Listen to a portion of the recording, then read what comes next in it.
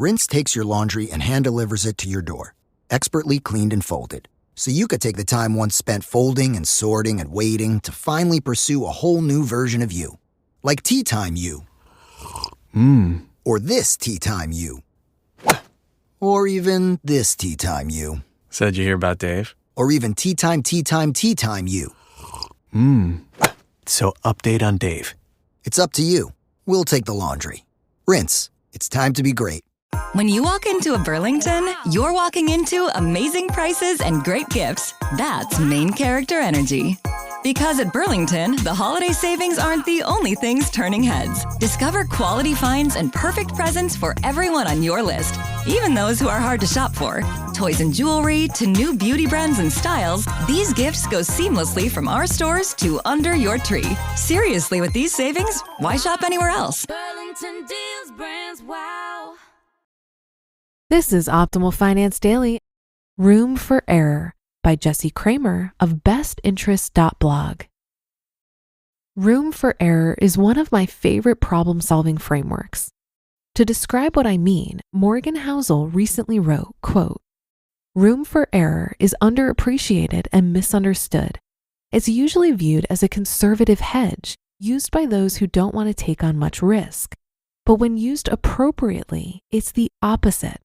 Room for error lets you stick around long enough to let the odds of benefiting from a low probability outcome fall in your favor." End quote.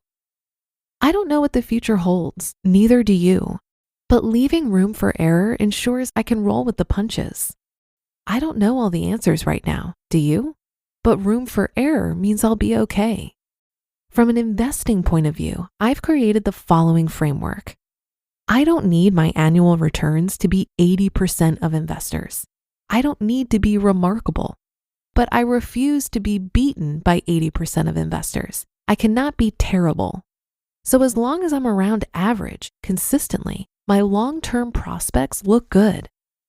Of those three thoughts, the second is the most important. In investing and in life, prioritize avoidance of terrible situations.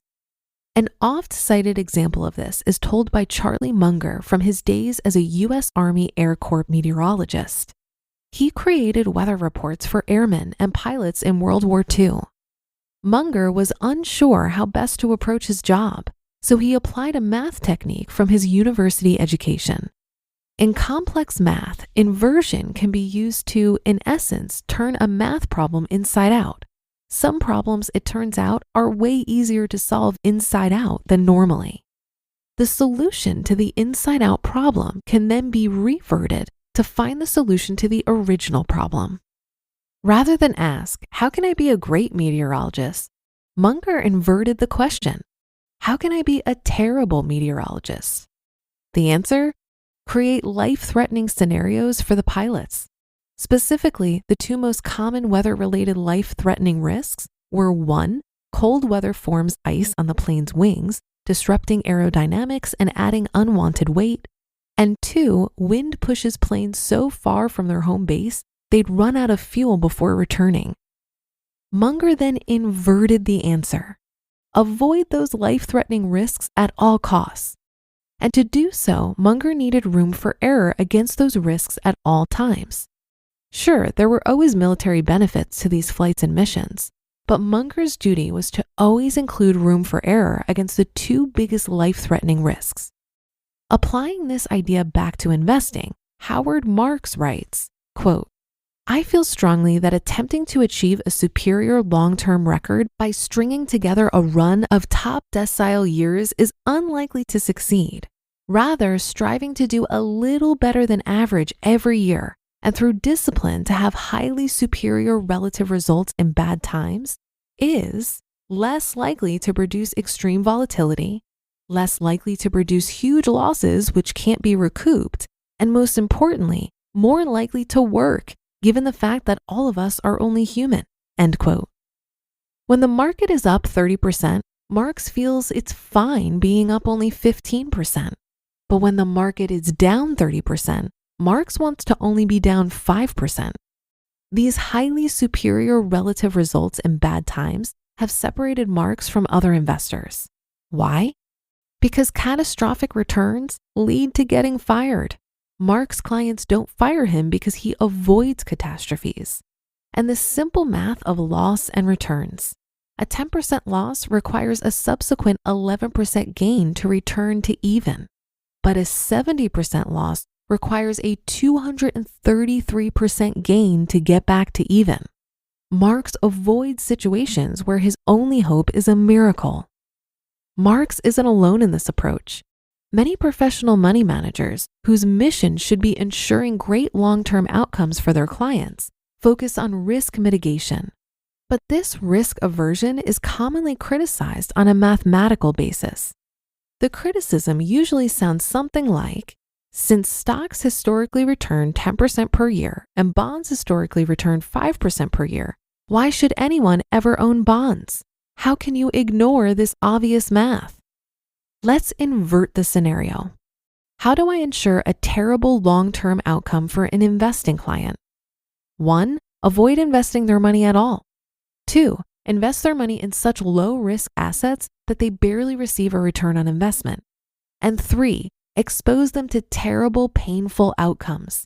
Invest their money in such high-risk assets that their brain short-circuits when an inevitable 50% crash occurs, and they swear off investing forever. Now let's invert that answer back to what we need. To ensure great long-term outcomes for clients, I need to 1. Invest. Harness the power of humanity's economic engine and compound returns. 2. Take enough risk to merit long-term reward. And 3. Avoid overexposure to pain. We each have different pain thresholds, but make no mistake, painful investing outcomes, even if short-term, can completely derail a decades-long financial plan. There's a little-known epilogue to the famous story of Pavlov's dogs. Warning, it's pretty sad. It's also eye-opening. In 1924, St. Petersburg flooded. Many of Pavlov's dogs were trapped in their kennels as the water rose around them. Needless to say, it was extremely stressful for them. And this stress broke their conditioning. They forgot their training, forgot their bonds with humans and other dogs, and forgot that bell ringing meant mealtime. They suffered doggy PTSD. And their reactions, extreme anxiety, withdrawing, refusing to eat, were self-harmful. Humans share this brain wiring. Severe stress rewires our brains. For some people, large losses of capital, even if only for a short period of time, can be extremely stressful. And the subsequent reactions, I'm never investing again, are often self-harmful. Room for error helps us avoid these situations. Going back to the criticism, why should anyone ever own bonds? Put another way, why would anyone ever ignore the mathematically optimized quest for the greatest total returns? Because somewhere on that journey to maximized returns, you might end up as a dog in a kennel with the floodwaters rising around you, or as a pilot too far from home with ice built up on your wings. Those scenarios can break you. Avoid them at all costs. Using room for error is in your best interest. You just listened to the post titled Room for Error by Jesse Cramer of BestInterest.blog. If you're paying rent every month without earning anything in return, let me introduce you to Built, the rewards program designed for renters who want to earn something for their largest monthly expense. Let me explain. By paying rent through Built, you earn flexible points that you can actually use. I'm talking about points that can be redeemed towards hundreds of hotels and airlines, a future rent payment, your next Lyft ride, and more. Now here's the part that really makes sense from a financial perspective. It doesn't stop with your monthly check. You can earn additional points just by dining out at your favorite local spots, get VIP treatment at certain fitness studios, and enjoy exclusive experiences only available to Built members. This is a great financial hack. It's about time your rent started working for you. Earn points on rent and around your neighborhood, wherever you call home, by going to joinbuilt.com/OFD. That's joinbilt.com/OFD. Make sure to use our URL so they know we sent you. Introducing your new Dell PC, powered by the Intel Core Ultra processor. It helps you handle a lot, even when your holiday to-do list gets to be a lot. Because it's built with all-day battery, plus powerful AI features that help you do it all with ease. From editing images, to drafting emails, to summarizing large documents, to multitasking. So you can organize your holiday shopping, and make custom holiday decor, and search for great holiday deals, and respond to holiday requests, and customer questions, and customers requesting custom things, and plan the perfect holiday dinner for vegans, vegetarians, pescatarians, and Uncle Mike's carnivore diet. Luckily, you can get a PC that helps you do it all faster, so you can get it all done. That's the power of a Dell PC with Intel inside, backed by Dell's price match guarantee. Get yours today at Dell.com/holiday. Terms and conditions apply. See Dell.com for details. This article reminds me of why I'm such a lazy investor. The goal of investing is not to beat the market. It's to reach a financial goal over time. And I can do that by matching the market. But even if my goal was to beat the market, the data shows that it is nearly impossible to consistently do that over the long term. Out of 2,132 mutual funds designed to beat the market, not one actively managed stock or bond fund outperformed the market convincingly and regularly, and the odds are even worse over longer periods of time. Quote, "The studies have found that most actively managed mutual funds do worse than their benchmark index, both over the long run and in the vast majority of calendar years, in the United States and elsewhere around the globe.